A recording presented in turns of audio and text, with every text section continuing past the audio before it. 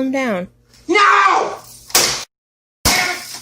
Gaming is a pastime that celebrates more than 40 years of existence. Its growth from being for nerds only to hitting the mainstream has been an incredible thing to witness from every conceivable angle. This is the very transition that has sparked a seemingly endless debate on the mettle of modern gamers compared to the old school counterparts.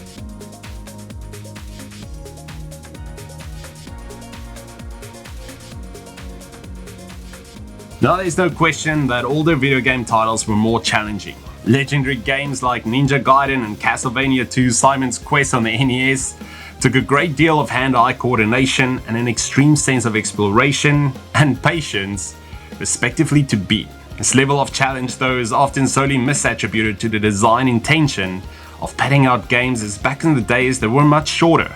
Aside from needing to make games harder to beat, testing and quality checks weren't nearly as robust as they are today. Game engines and programming languages are also not as flexible either. More importantly, there was no way to patch games with unintentional bugs at a broad scale. What more often than not happened was that old-timer gamers would have to cope with bugs and glitches that prevented them from progressing at a reasonable pace. Now, one could argue that these circumstances were catalysts that inspired gamers to come up with creative solutions, a facet that old schoolers believe modern games lack.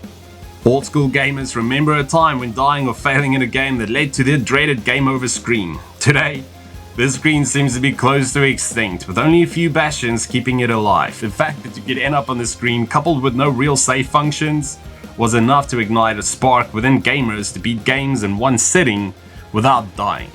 What old-timers may forget, though, is how rage-inducing it was to find yourselves face-to-face with a screen repeatedly, only to be returned to the beginning of the level or even the entire game, failing because the game glitched out or because the designer needed an unreasonable layer of challenge to keep us playing wasn't healthy.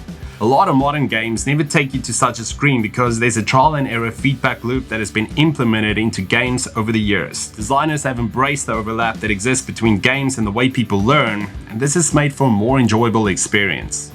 The nail-biting challenge of old school gaming isn't completely dead. Most gamers are probably aware of the roguelike and souls-like subgenres that has gained traction in the last near decade. The former takes inspiration from the old school gaming mentality of starting from scratch after you die, while the latter makes use of challenging mechanics and gameplay to push players to the limit. It's within these two game types that old school minded gamers has found sanctuary. Little do they recognize, however, that these games are far better designed and developed. The challenge stems not from accident or intentional, but more from a point of reason and from a teaching mindset as foundations. The advent of content creation and live streaming also has driven players to come up with their own challenges, such as no death and no head runs. Now, with all of this in mind, it's clear that modern gaming is softer than it used to be, and that's not a bad thing. Gaming has become more approachable to a wider variety of people. There's something for everyone out there, and for those who want a table flipping challenge, well, they simply need to create their own rules and go from there. So what do you think? Are modern gamers too soft? Do you miss the good old days?